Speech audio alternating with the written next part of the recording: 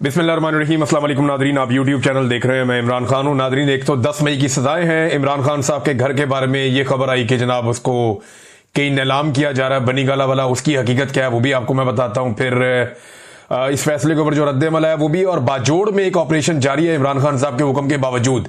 और भी कुछ खबरें हैं, बहुत सारी तफसीलात है, मैं आपके सामने रख लूंगा अगले 10-15 मिनट में।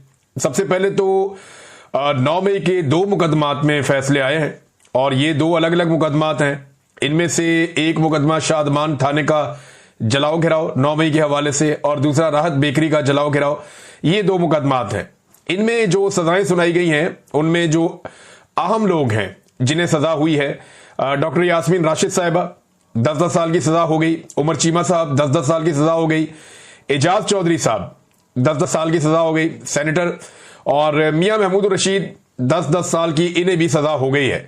आयशा भुट्टा साहिबा को 10 साल की सजा हुई है, और इमरान खान साहब के गार्ड हाफिज अरशद, इन्हें भी 10 साल की सजा सुनाई गई कैद की। हालांकि उस वक्त वो इस्लामाबाद में मौजूद थे, इमरान खान के साथ उनकी सिक्योरिटी कर रहे थे जिस वक्त बाद में लाहौर में एहतजाज हुआ। तो इतनी जल्दी तो बंदा पहुंच ही नहीं सकता।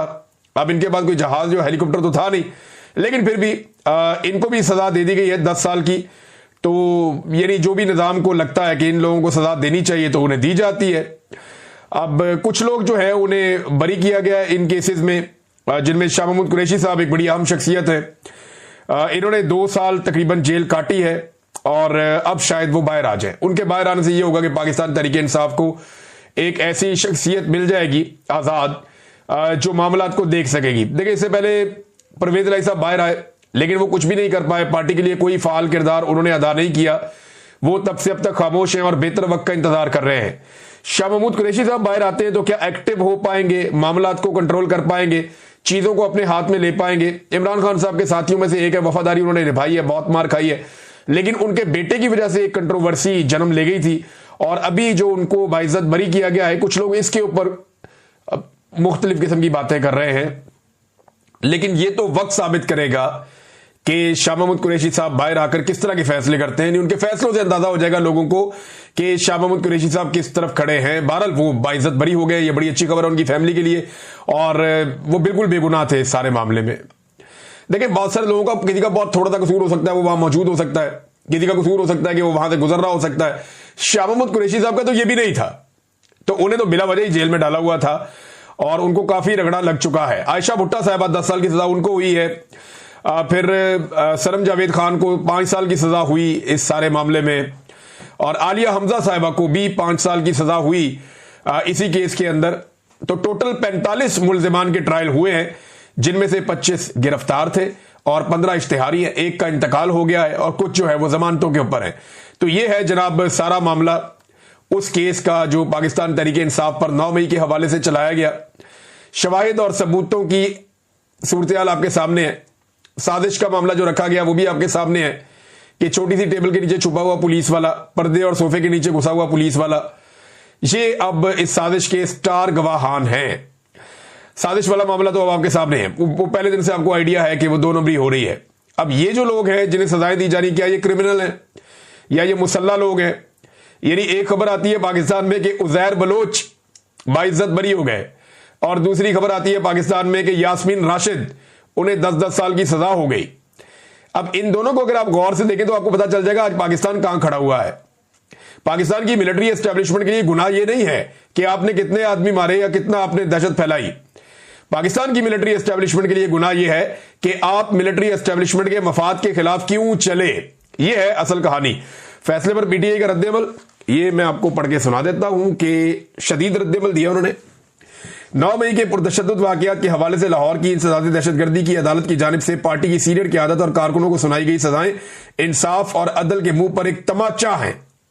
ये फैसले कानूनी उसूलों और मुनसिफाना ट्रायल के तमाम तकाजों को नजरअंदाज करते हुए सियासी इंतकाम की बुनियाद पर दिए गए हैं। यह अमर इंतहाई अफसोसनाक है कि इन मुकदमात में शफाफियत को यकसर बालाए ताक रखा गया और मुल्जिमान को अपने दिफा का मौका तक नहीं दिया गया। कानूनी तकादे पूरे किए बगैर देर रात तक बंद कमरों में ट्रायल चलाए गए, और इन ट्रायल्स के अंदर जो है वो सहाफियों को भी नहीं आने दिया जा रहा था।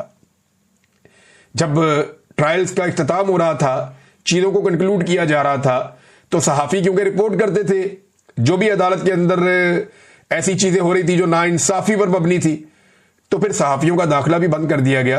ये ट्रायल बिल्कुल वैसे ही किया गया जैसे मिलिट्री कोर्ट्स के अंदर ट्रायल हुआ था। भारत पाकिस्तान तहरीक इंसाफ ने उसके ऊपर जो है वो इस सजा सुनाना आइन और इंसाफ दोनों का मजाक करार दिया है और एक तयशुदा स्क्रिप्ट के तहत ये फैसले सुनाए जा रहे हैं। जाहिर होता है कि इन फैसलों का मकसद सिर्फ और सिर्फ तहरीक इंसाफ को दीवार से लगाना और इसकी क़यादत और कारकुनों को खौफजदा करना है। तो नाज़रीन, सादी सी बात यह है, वन लाइनर, ये जज हैं जनाब मंजर अली गुल साहब, इन्होंने ये फैसला सुनाया।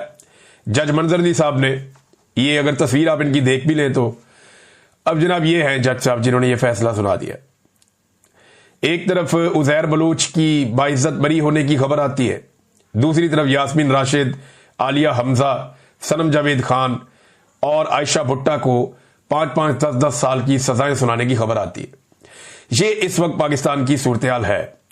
अब आए नादरीन, इमरान खान साहब का घर बनी गाला वाला सुबह खबर आती है कि जनाब उनको फरोख्त किया जा रहा है या उसको नीलामी उसकी हो रही है और फिर हर तरफ शोर मच जाता है। सलमान अकरम राजा साहब भी एक ट्वीट कर देते हैं इसके बारे में, वो ये कहते हैं जी मुझे इसके बारे में भी पता नहीं था लेकिन अभी ये खबर आई है तो इसके ऊपर फिर हम देखेंगे। लेकिन ऐसा हुआ कुछ नहीं, बल्कि ये इमरान खान साहब का बनी गाला का घर नीलाम नहीं हो रहा था, क्योंकि देखिए नीलामी का कोई अदालत से ऑर्डर ही नहीं है ना। वैसे तो पाकिस्तान में कुछ भी हो सकता है, लेकिन बनी गाला का जो घर है इमरान खान साहब का, उसकी नीलामी का कोई ऑर्डर नहीं था। लोगों ने इसको ऐसे लिया क्योंकि जो इश्तिहार लगा हुआ था ना, उस इश्तिहार पे इमरान खान साहब का ऊपर नाम लिखा हुआ था और बनी गाला लिखा हुआ था। तो नॉर्मली आदमी को यही लगता है, मुझे भी पहले इश्तिहार पढ़ के यही लगा कि ये ऐसा ही है, लेकिन फिर मैंने 2-4 लोगों से रब्ता किया तो उन्होंने बताया नहीं, ये प्रॉपर्टी मलिक रियाज की और फराह खान की है। यानी कुछ प्रॉपर्टी जो है वो मलिक रियाज के बेटे अली रियाज के नाम पे थी और कुछ जो है वो फराह खान की प्रॉपर्टी थी जो बुशरा बीबी की दोस्त हैं। फराह खान बहुत सारे हवालों से कंट्रोवर्शियल हैं, पंजाब में ट्रांसफर पोस्टिंग के हवाले से भी इनका नाम आता रहा है और कुछ करप्शन के हवाले से भी इनका नाम आता रहा है, लेकिन अभी तक इनके खिलाफ कोई ऐसी चीज पकड़ी नहीं गई और ये काबू भी नहीं आई, ये पाकिस्तान से बाहर चली गई थी। और बुशरा बीबी की क्योंकि ये ताल्लुक वाली थी तो बुशरा बीबी को इनके जरिए से लपेटा जाता है, लेकिन बुशरा बीबी के खिलाफ अभी तक कोई चीज वैसे साबित करने में रियासत नाकाम रही है। बहरहाल फराह खान वाला मामला जो है ये पहले भी मशकूक था और आज भी है, और ये जो नीलामी हुई है इसमें 2 लोगों की प्रॉपर्टी थी, अली रियाज की जो मेरी इत्तला के मुताबिक है और फराह खान की थी। अली रियाज की 405 कनाल की जो अराजी है, 405 कनाल, ये इसके बारे में है कि ये सेल हो गई है, ये बिक गई है और फी कनाल जो है वो 34,20,000 रुपए के हिसाब से बिकी है। तो कीमत तो बड़ी अच्छी, यानी ये सस्ती बिक गई है। जिसने खरीदी है वो तो मुनाफे में रहा है। 34 लाख रुपए कनाल तो इस्लामाबाद में जमीन मिलती ही नहीं है। अगर किसी को 34,20,000 रुपए कनाल के हिसाब से जमीन मिल गई इस्लामाबाद बनी गाला